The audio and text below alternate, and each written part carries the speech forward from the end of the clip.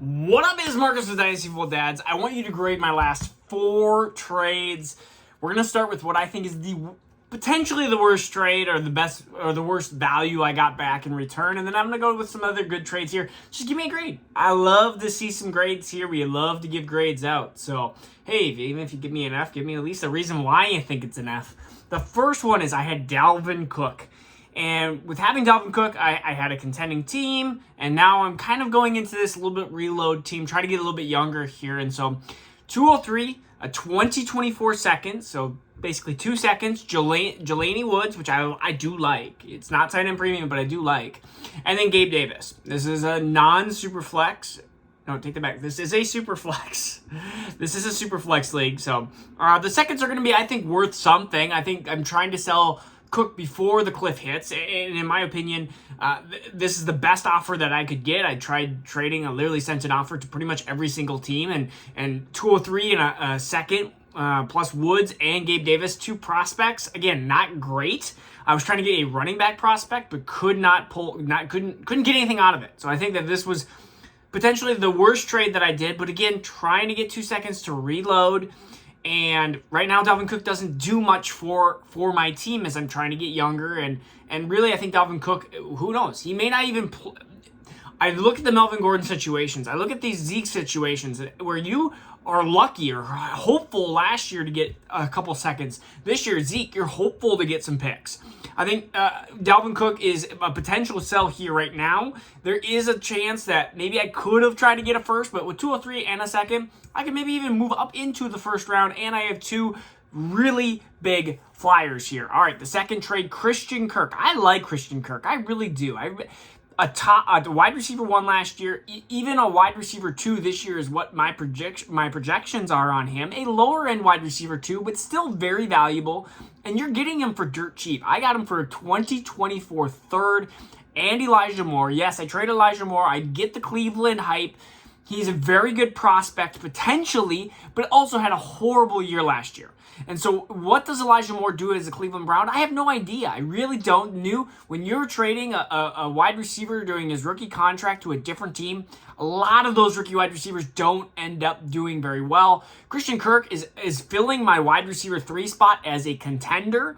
And so I love having Christian Kirk with a Trevor Lawrence that I think is absolutely amazing. If you give Christian Kirk 125% of the production that Zay Jones gets, you're going to be a happy camper. And I think that's what you're going to get. You're going to get a lot of Christian Kirk. You're going to get some Calvin Ridley. But I think Calvin Ridley, there is a huge concern that he hasn't played football for a long time. Look what that did to Deshaun Watson. Look what that did to Melvin Gordon. Look what that did to Le'Veon Bell. The list goes on and on. There's a lot of possibility that Christian Kirk is the wide receiver 1 on that team, and if he reproduces or has a great start to the year, I could potentially even flip him for a better wide receiver. And for a third and Elijah Moore, to me, it was a no-brainer. The next one was Tyreek Hill. I had Tyreek Hill. I love myself some Tyreek Hill. But the offer that I got was DK Metcalf in a 2024 first. This is a 1 QB league. These next 2 are both 1 QB leagues. I do have some 1 QB leagues that we just haven't turned into Superflex quite yet. They're some of my oldest leagues. That's fine. They're 1 QB. I know it's a little bit outdated, but whatever. I have a mixture of 1 QB and I have a mixture of Superflex. It is what it is. So DK Metcalf in a 2024 first. Again, not a Superflex, makes that first a little less valuable, of course, but Tyreek Hill, it was hard to give away, but we know the end date for Tyreek Hill. DK Metcalf, I still believe in. I think Tyler Lockett's slowly going to move out of Seattle. You do have Jackson Smith and Jigma. I think DK Metcalf, even on a different team, is still a really good dynasty wide receiver. And honestly, DK is not my favorite wide receiver, and I'm probably going to try to flip him into a different wide receiver.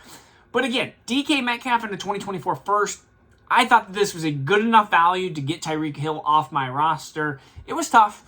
It was definitely tough. I debated it back and forth, and I countered a little bit back and forth, and this is what I ended up having. The next one is my favorite trade that I made. I had DeAndre Swift and Dak Prescott, 1 QB league again. It's actually the same league. So Dak Prescott and Dak Prescott and DeAndre Swift for Jalen Waddle and Tua Tagovailoa. I got the Waddle and Tua side. Getting Swift, there was a Swift I would say, fan. Like, I was offered multiple trades with Swift last year, and I declined them because I wanted Swift. I like Swift. I think he's very talented. I actually have an overabundance in running back, and this gentleman had a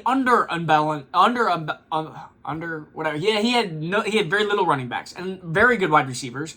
And I'm the opposite. I had good running backs, and I had pretty much just Tyreek Hill. Now I have DK Metcalf in the 2024 first. But this move makes me...